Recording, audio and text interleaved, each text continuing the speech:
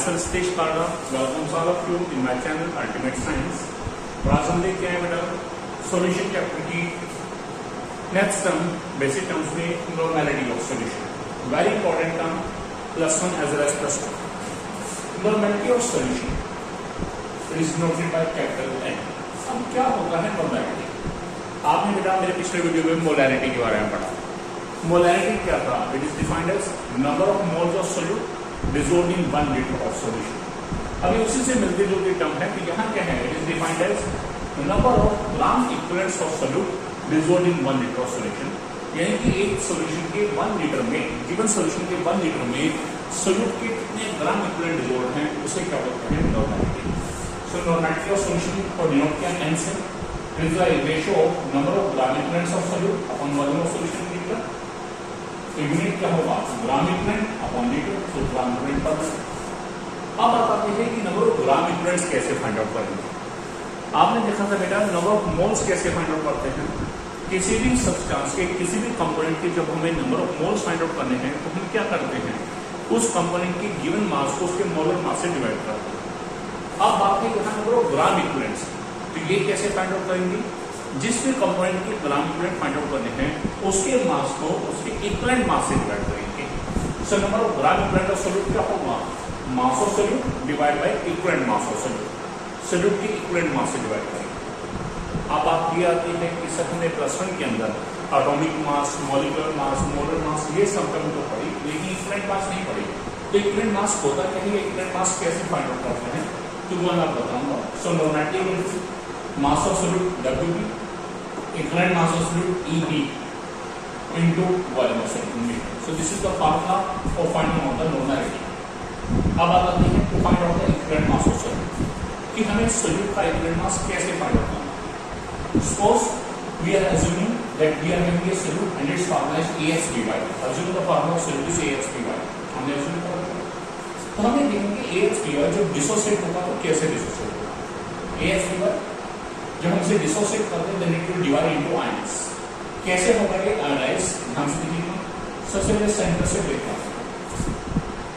This is A + B, A + B। उसके बाद क्या होगा? जो A और B के सब्सक्रिप्ट हैं यानी नीचे की तरफ राइट हैंड साइड में वो फ्रंट में चले जाएंगे। तो A के सब्सक्रिप्ट में क्या है? X, वो आ जाएगा A के सामने। B के सब्सक्रिप्ट में Y है, वो आ जाएगा B के सामने। आ गया। उसके बाद क्या होगा? ये y जो है इस a के ऊपर जाएगा प्लस साइन के साथ, तो क्या होगा? +y। और ये x इस b के ऊपर जाएगा -x। तो ये x by कैसे डिसोसिएट हुआ? सेंटर से होगा, पहले a + b, x a के सामने, y b के सामने, फिर y जाएगा a के ऊपर +y और x जाएगा b के ऊपर -x। हमें हर सॉल्यूट को इस तरह से एनालाइज करना है। अब ये 3 केसेस है हमारे पास। First case, if solute is an acid. आपने क्वेश्चन की स्टेटमेंट पढ़ी और उस स्टेटमेंट में हमने क्या देखा कि गिवन सॉल्यूट क्या है? This is an acid. Then what will happen? Acid है तो एसिड के केस में एक स्पेशल टर्म है दैट इज कॉल्ड बेसिसिटी। अब आप आते हैं व्हाट इज बेसिसिटी? बेसिसिटी होता क्या है? It is the number of displaceable H positive ions, यानी कि हम 1 मॉलिक्यूल ऑफ गिवन एसिड को डिसोसिएट करेंगे इस मेथड से और उसमें से जितने H पॉजिटिव आयन बाहर निकलेंगे उसे क्या बोलते हैं? Basicity. So basicity can have the number of displaceable H positive ions। अब हमने एग्जांपल देखे, मैंने एग्जांपल लिया H2SO4। देखिए एग्जांपल, अगर देखिएगा बेटा जब हम H2SO4 एग्जांपल ले रहे हैं या कोई भी एसिड ले रहे हैं तो एसिड के केस में H को सेपरेट कर देंगे और बाकी सबको ब्रैकेट में कर देंगे, तो SO4 पूरे को कर देता है। अब H के नीचे क्या है? सब्सक्रिप्ट में 2, SO4 ब्रैकेट में इसके नीचे कर देते हैं 1। अब इस ढंग से जोड़ा, यहाँ सेंटर से जोड़ा करें, पहले क्या है? H + SO4, H के सामने 2, SO4 के सामने 1। तो उसके बाद ये बन जाएगा H² क्या होगा? +1 और ये 2 जाएगा SO4 को क्या होगा? -2। तो इस ढंग से मैंने इसे डिसोसिएट किया, यानी कि H2SO4 को जब 1 मॉलिक्यूल डिसोसिएट किया है it gives 2 H positive ions and 1 SO4 -2 ion. तो अभी हमने पढ़ा मेरा बेसिसिटी। बेसिसिटी होता क्या है? Number of displaceable H positive ions, यानी कि 1 मॉलिक्यूल ऑफ एसिड में से H पॉजिटिव आयन कितने प्रोड्यूस हुए डिसोसिएशन से। तो 1 मॉलिक्यूल H2SO4 था, आपके सामने जब भी इधर 1 है कि क्या है? 1 molecule. So 1 molecule of H2SO4 on dissociation gives 2 H positive ion. So basicity of H2SO4 कितना है? अब इस बेसिसिटी को निकालने का फायदा, equivalent mass of any acid is equal to molecular mass divide by basicity. यानी कि मुझे किसी भी एसिड सॉल्यूट का या किसी भी एसिड का मुझे इक्विवेलेंट मास निकालना है तो मुझे क्या करना है, उसके मॉलिक्यूलर मास या मोलर मास को उसकी बेसिसिटी से डिवाइड करना है। कैसे एग्जांपल ले लें, जैसे मैं एक बात करता हूँ इक्विवेलेंट मास ऑफ H2SO4, तो H2SO4 का मॉलिक्यूलर मास कितना है 98 और बेसिसिटी कितनी है 2, तो 98/2 कितना आएगा 49। इक्विवेलेंट मास ऑफ H2SO4 कितना आ जाएगा 49। This is the case of acidic solute. अब हम बात करते होते हैं इस solute is a base. Suppose करो कि हमारे पास एक क्वेश्चन के स्टेटमेंट में जो सॉल्यूट है वो एक बेस है, तो उस जगह क्या करेंगे, ध्यान रखिएगा एसिड के केस में टर्म है बेसिसिटी और बेस के केस में टर्म क्या है एसिडिटी।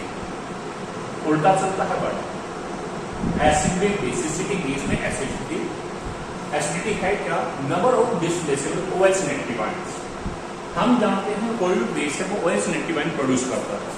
तो जैसे यहाँ बेसिसिटी की बात थी कि वन मॉलिक्यूल एसिड को डिसोसिएट किया, उसमें से जितने H जो है बाहरी तरफ से क्या होते थे बेसिसिटी, ऐसे ही यहाँ वन मॉलिक्यूल बेस को डिसोसिएट करेंगे और जितने OH नेगेटिव आयन प्रोड्यूस होंगे उसे क्या बोलेंगे एसिडिटी।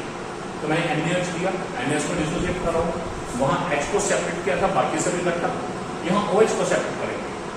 हमेशा से NaOH था देखिएगा, मैंने यहाँ OH में इकट्ठा कर दिया, इसे अलग, इसे Na के बाद। अब वही उसी तरह से लूंगा डिसोसिएट को यहाँ से Na प्लस OH, Na के सामने 1, OH के सामने 1, ये 1 Na का हो गया +1 और ये 1 OH हो गया -1। यानी कि अब मैंने NaOH का जब 1 मॉलिक्यूल डिसोसिएट किया है तो मेरे पास OH नेगेटिव आयन प्रोड्यूस हुए, लेकिन कितने हुए 1, तो दिस इज द एसिडिटी। ये क्या होगी NaOH की एसिडिटी। सो एसिडिटी को NaOH कितना आ गया 1। अब यहाँ क्या है इक्विवेलेंट मास ऑफ बेस, जैसे वहां इक्विवेलेंट मास ऑफ एसिड था तो क्या था molecular mass divide by basicity. अब यानी कि है molecular mass divide bye acidity. तो एग्जांपल लेंगे, जैसे मैं बात करता हूँ इक्विवेलेंट मास ऑफ NaOH, तो NaOH का मॉलिक्यूलर मास कितना है 40 और अभी यहाँ लिखा एसिडिटी कितनी है 1, तो 40/1 answer is 40। Third case, if solute is a salt. Suppose करो हमारे पास एक क्वेश्चन की स्टेटमेंट है और उस स्टेटमेंट के अंदर हमारे पास सॉल्यूट एक एसिड नहीं है, बेस नहीं है, तो थर्ड कैटेगरी क्या है सॉल्ट। तो सॉल्यूट इज ए सॉल्ट, तो वहां हम क्या निकालते हैं, डायरेक्ट फार्मूला है, वहां एसिडिटी बेसिसिटी ऐसा नहीं है, वहां डायरेक्ट फार्मूला है equivalent mass of any salt is equal to molecular mass divide by total positive charge on cation. यानी कि हम उस सॉल्ट को डिसोसिएट करेंगे, उसमें जो कैटायन फाइंड आउट होगा और उस कैटायन के अंदर हमें टोटल पॉजिटिव चार्ज देखना है कितना है। एग्जांपल देखिए मैंने लिया MgCl2, अब Mg की है 1 Cl2 डिसोसिएट करके कैसे बन गया Mg प्लस Cl, Mg के फ्रंट में 1 Cl के फ्रंट में 2, ये 2 Mg के ऊपर आ गया +2 और ये 1 MgCl के ऊपर चल गया -1, तो 1 Mg +2 +2 Cl2। अब जब आप आती है total positive charge on cation, तो ये कैसे फाइंड आउट होता है, हमें सबसे पहले कैटायन देखना है और कैटायन क्या है जिसपे पॉजिटिव चार्ज है, तो यहाँ कैटायन कौन सा है Mg+2। अब जब टोटल पॉजिटिव चार्ज की बात है तो उस समय हमें क्या करना है, जो कैटायन के सामने जो नंबर लिखा है उस नंबर को कैटायन के जो चार्ज से मल्टीप्लाई करेंगे, this is the total positive charge. तो 1 × +2 आंसर क्या होगा 2। तो यहाँ की टोटल पॉजिटिव चार्ज क्या है 2, तो हमें 2 से डिवाइड करना है किसको, मॉलिक्यूलर मास को। Equivalent mass of MgCl2, MgCl2 का मॉलिक्यूलर मास क्या है 1 × 24, क्योंकि Mg का मॉलिक्यूलर मास 24 प्लस क्लोरीन के 2 एटम है 2 × 35/5 divide by total positive charge on cation क्या होगा 1 × 2 दैट इज 2, तो 2 से डिवाइड, तो 24 + 71/2 आंसर क्या आएगा 95/2 एंड आंसर क्या होगा 47/5। तो MgCl2 का इक्विवेलेंट मास क्या है 47/5। अब मैं एक न्यूमेरिकल लूंगा बेटा, उस न्यूमेरिकल के अंदर मैं आपको strength of solution, molarity of solution, molarity of solution, उसके अलावा मोल fraction of component, mass fraction of components और नॉर्मेलिटी ऑफ सॉल्यूशन और ppm, ये सब फाइंड आउट करना सिखाऊंगा एक ही न्यूमेरिकल के अंदर। तो इसमें क्या है हमारे पिछले 3 वीडियोस के अंदर जो भी टॉपिक हुए हैं वो सभी के सभी टॉपिक यहाँ आपके रिवाइज हो सकते हैं। ध्यान से देखिए बेटा उस न्यूमेरिकल।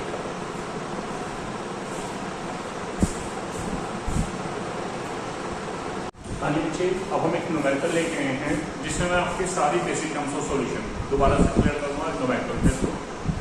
आपने बेटा मेरे पिछले वीडियो में molarity, strength, normality, mouth fraction, mass fraction, parts पर इन सब के बारे में देखा है। तो आज हम इसका न्यूमेरिकल लेंगे। Find out strength, molarity, mouth fraction, mass fraction components and parts पर of 15% by mass of aqueous pure solution, where density of aqueous solution is 1.2 grams per centimeter cube, and given क्या है atomic mass of potassium and iodine. Potassium का atomic mass 39 am and iodine का कितना है 127 am. अब हम ये सब फाइंड आउट करेंगे। तो सबसे पहले हमें स्टेटमेंट को जब हमें पढ़ना है, हमें देखना स्टेटमेंट गिवन डाटा है। आप जब देखिएगा 15% by mass of aqueous pure solution. So this is our given data. और आपको बेटा मैंने अपने सॉल्यूशन के जब सॉल्यूशन के कॉन्सेप्ट बताने शुरू किए थे मेरे फर्स्ट वीडियो में सॉल्यूशन कॉन्सेप्ट के, उसमें मैंने आपको बताया था परसेंटेज बाय मास के बारे में। तो आप यहाँ देख रहे हैं 15% बाय मास, तो दिस इज परसेंटेज बाय मास। तो आप देखिएगा 15% by mass of aqueous solution. वहाँ मैंने आपको बताया था बेटा जो परसेंटेज बाय मास है it is of only one type, that is W upon W। और ये पेपर में जब मेंशन होगा ये टाइप भी नहीं मेंशन होगा। तो जब भी आप परसेंटेज बाय मास देखें then it is understood then it is W upon W। Next thing आपको बताया था स्टेटमेंट एनालिसिस में हम इस लाइन को पढ़ेंगे, इसमें ये आइडेंटिफाई करेंगे कि हमारा सॉल्वेंट कौन सा है। तो हमने देखा एक्वस पीआई सॉल्यूशन यानी कि एक्वस में वाटर के अंदर डिसॉल्व किया है किसको, पीआई पोटेशियम हाइड्राइड को।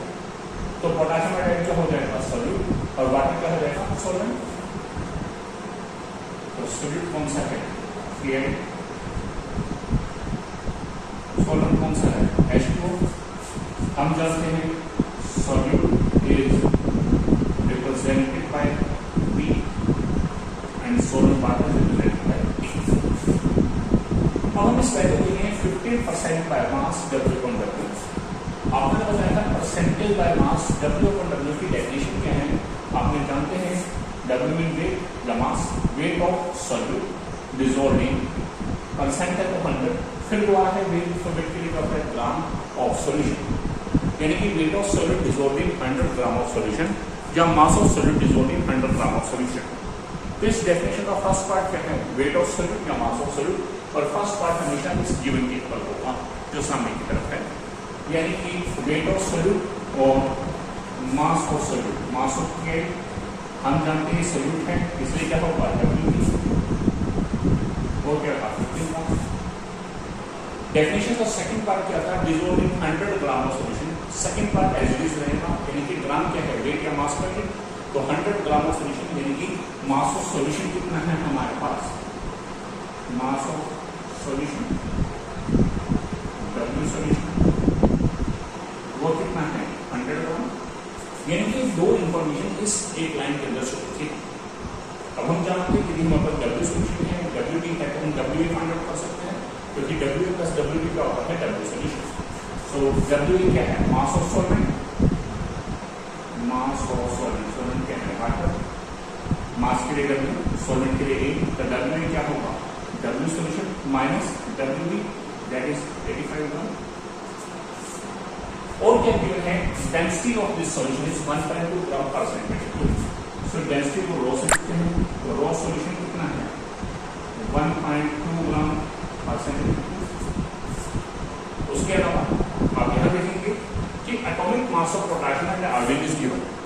तो यहाँ हम बात करें पोटेशियम आयोडाइड, तो दिस इज कंपाउंड, तो हम यहाँ क्या चाहिए कंपाउंड का मोलर मास, और पीआई के है सोल्यूट, तो मोलर मास ऑफ पीआई यानी कि ये क्या है सोल्यूट, तो एमबी कितना आ जाएगा हमारे पास, पोटेशियम आयोडाइड का होगा पोटेशियम को बनेगा 1 × 39 एटॉमिक मास, आयोडीन बनेगा 1 × 127, तो इसे जब सोल्व करेंगे 39 + 127 आंसर होगा 166, और हम जानते हैं मोलर मास की क्या है ग्राम। नेक्स्ट एक बात ध्यान रखना है, जब भी मोलैरिटी के ऐसे क्वेश्चंस आते हैं तो यहाँ हमारे को क्या चीज ध्यान रखनी है कि हमारे पास नंबर ऑफ मोल्स भी फाइंड आउट करेंगे। तो नंबर ऑफ मोल्स ऑफ के आई, अब हम जानते हैं कि सॉल्यूट है तो उसके नंबर मोल्स क्या होंगे, एनबी। एनबी कैसे निकलता है, गिवन मास बाय मोलर मास, तो डब्ल्यू अपॉन एनबी। डब्ल्यू कितना आपके पास 15, एमबी कितना आया है 166। तो ये क्या देंगे, these are the number of moles of के। हमें ये इंफॉर्मेशन इस एक लाइन के अंदर गिवन थी, ये गिवन इंफॉर्मेशन थी और इसकी मदद से हमने क्या निकाला है, मोलर मास और साथ ही नंबर ऑफ मोल्स निकाले। अब हम अपना शुरू करते हैं पहला। First of all we have to find out what, we have to find out strength of solution.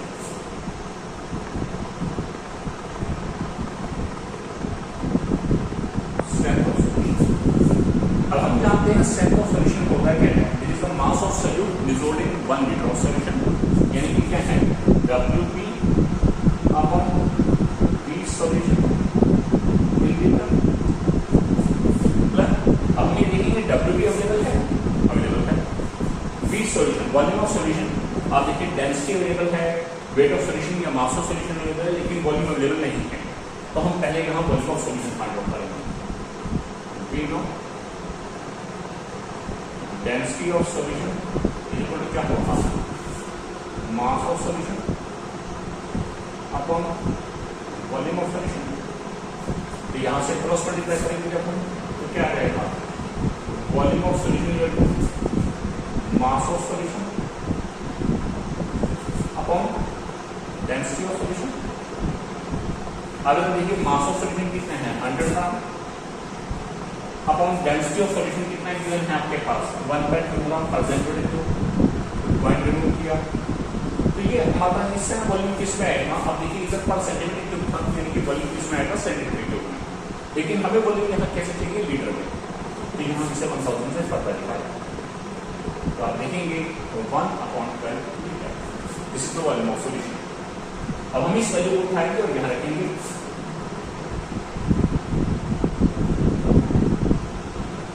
Strength of solution equal to WB कितना है 15, यहाँ से देखते हैं। अपन वॉल्यूम ऑफ सॉल्यूशन रेट क्या है 1/12, ये वैल्यू पता है, तो 15 180 ग्राम पर litre, this is the strength of solution. हमारी कैलकुलेशन चल रही है इससे। Second thing,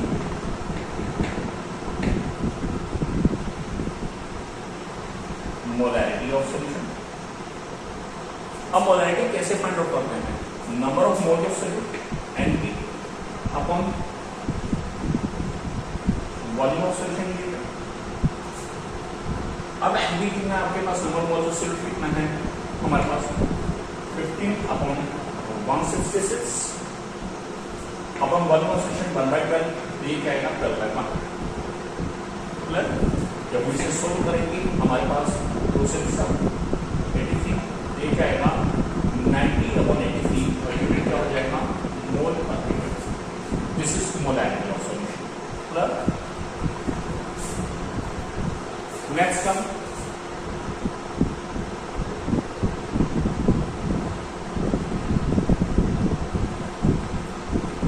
molarity of solution. अब मोलैरिटी क्या है हमारे पास, it is defined as number of moles of solute dissolved in 1 kilogram of solvent. It means NP upon WA in kilogram. अब जरा देखेंगे NP हमारे पास अवेलेबल है, WA अवेलेबल है, यानी कि मास ऑफ सॉल्वेंट अवेलेबल है, but it should be in kilogram, लेकिन यहाँ क्या है ग्राम में है, तो इसी किलोग्राम में रहेंगे तो 85 ग्राम है, तो हम इसे कैसे सकते हैं 85 upon 1000 kilogram. And to values, so NP कितना होगा 15 अपॉन 166, यहाँ से W इन किलोग्राम 85 अपॉन 1000, 85 यहाँ 1000 पर ले लिया, जो कैंसिल होता है कैंसिल की 5 3 17 2 500, ये हमारे पास आएगा 1500 अपॉन 1411, दिस इज मोल पर kilogram. This is about strength of solution. This is about molarity of solution. This is about mole fraction or molarity of solution. Clear? Any doubt? Next.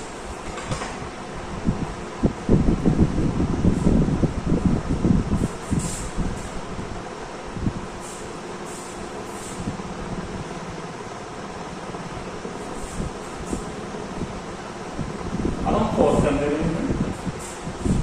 Fourth term क्या है? मोल fraction of components. We know this solution is made up of two components. One is Ki, second is water, and we have to find out mole fraction of both the components. यानी कि we have to find out mole fraction of Ki as well as mole fraction of water. So first of all, mole fraction of Ki. We know symbol of mole fraction is capital S. Ki is solute. We can write B और Ki. हम यहाँ B भी ले सकते हैं solute के लिए, या सिंपली Ki लिखना है पोटेशियम हाइड्राइड के मोल्स को लिखना है बोल दीजिए। This is mole fraction of Ki. क्या फार्मूला होता है? मैंने आपको बताया था, जिस भी सब्सटेंस का हमें जिस भी कंपोनेंट का मोल फ्रैक्शन निकालना है, उसके मोल्स को टोटल नंबर ऑफ मोल्स से डिवाइड, यानी कि number of moles of Ki divided by number of moles of Ki plus number of moles of water. We can also write Np upon Np plus N. अब हमारे पास number of moles of Ki available है, number of moles of B के हैं, number of moles of Ki. But हम यहाँ क्या निकालेंगे? number of moles of water. So number of moles of water. तो क्या होगा हमारे पास? given mass of water, W water, यानी कि W upon molar mass of water. A molar mass of water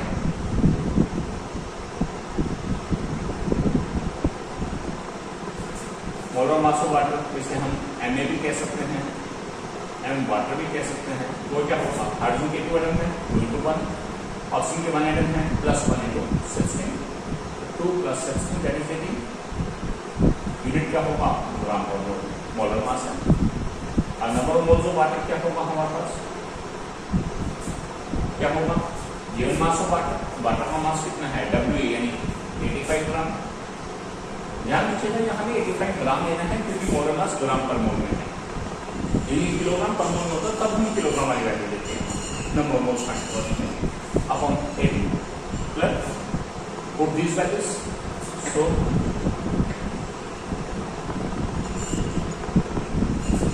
mole fraction of Ki, Ki mole fraction क्या होगा? Hk number of moles of Ki 15/166 divided by number of moles of Ki 15/166 plus number of moles of water 85/80. This is about mole fraction of potassium iodide. अब हमें all the components आया है, यानी कि हमारे को सभी के मोल फ्रैक्शन निकालने हैं, Ki का भी as well as water. Same basic mole fraction of water. We know the sum of mole fraction of all the components present in a solution is always equal to 1. यानी कि हमारे पास एक solution में जितने भी components हैं उन सब के मोल फ्रैक्शन का सम 1 है। तो we know mole fraction of Ki plus mole fraction of water that is always equal to 1। तो यहाँ से हम क्या निकालेंगे? Mole fraction of water. तो वो कितना है? 1 minus mole fraction of Ki। यहाँ से मोल फ्रैक्शन ऑफ Ki की वैल्यू यहाँ रखेंगे तो mole fraction of water. And these two terms have no units, mole fraction का कोई यूनिट नहीं। Clear? This is about mole fraction. Next term is mass fraction. Suppose करो we have to find out mass fraction of Ki. Mole fraction is represented by capital H and mass fraction is represented by small h. H mole fraction में moles की ratio, mass fraction में masses की ratio. तो मास fraction of Ki क्या होगा? Mass of Ki divide by mass of Ki plus mass of water. So Ki का मास कितना है हमारे पास? Ki है सॉल्यूट, उसका मास कितना है हमारे पास? इतना upon mass of Ki 15 plus mass of water 85, यानी कि दोनों में क्या हो गया? मास ऑफ सॉल्यूशन। तो 15 प्लस 85 तो हम इसे सॉल्व करेंगे 0.1। Same basic mass fraction of water HH2O. We know the sum of mole fraction as well as mass fraction of all the components present in a solution is always equal to 1. तो जैसे मोल fraction का सम 1 है, इसी तरह mass fraction का सम भी 1 है।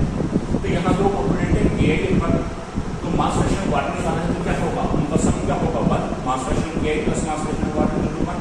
तो मास फ्रैक्शन वाटर की क्या होगा 1 माइनस मास फ्रैक्शन Ki, यानी कि 1 minus 0.15, this is 0.85।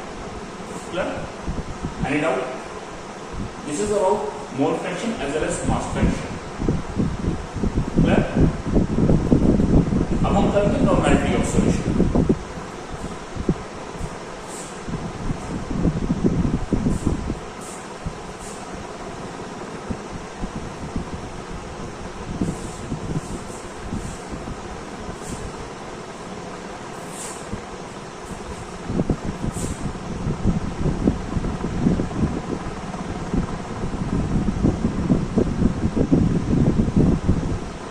We know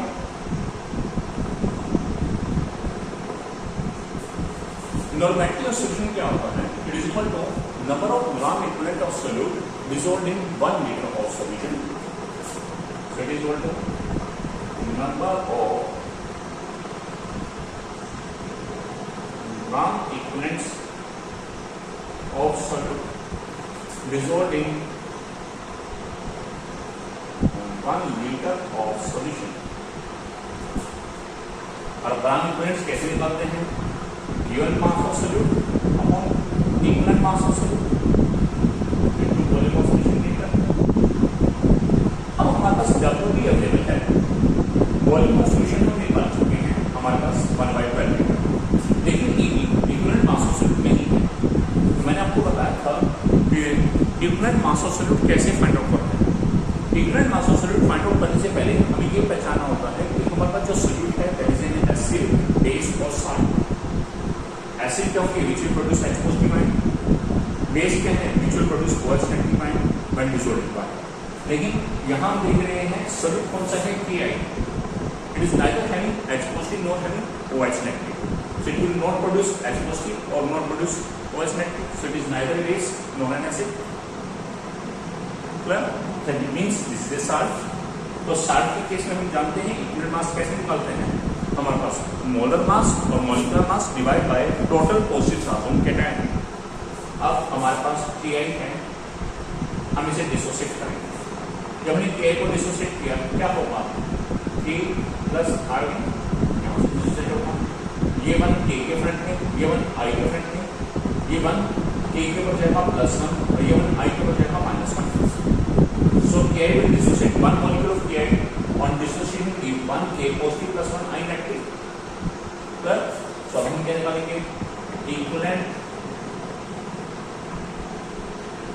mass of Ki यानी कि Ev क्या होगा, molar mass divide by molar mass है, molar mass divide by total positive charge on cation.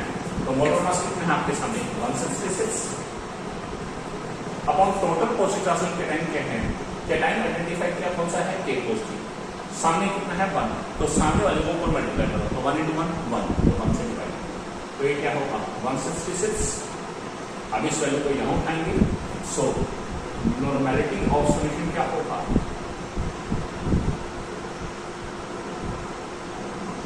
WB capital grams, EB 166, volume of solution litre 1/12। तो हम इसे solve करेंगे, तो 90/83 और यहाँ यूनिट क्या होगा, gram equivalent per metre. This is about normality of solution. Clear? Last term parts per million.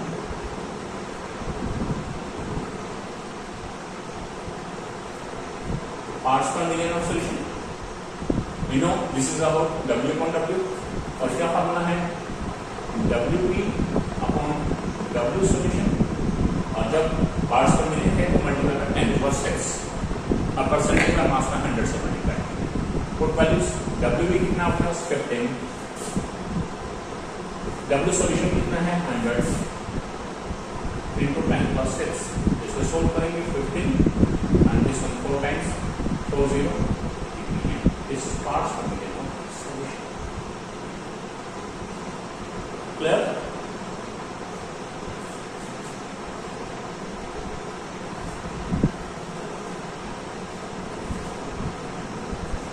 हाँ जी फ्रेंड्स, मैंने आज आपको अब तक सॉल्यूशन की जितनी भी हमारी बेसिक टर्म्स हुई हैं, strength of solution, molarity of solution, molarity of solution, normality of solution, mole fraction of components, mass fraction of components, parts component, इन सभी टर्म्स का एक कंबाइंड न्यूमेरिकल बताया जिसमें मैंने ये सब चीज़ें फाइंड आउट करनी सिखाई।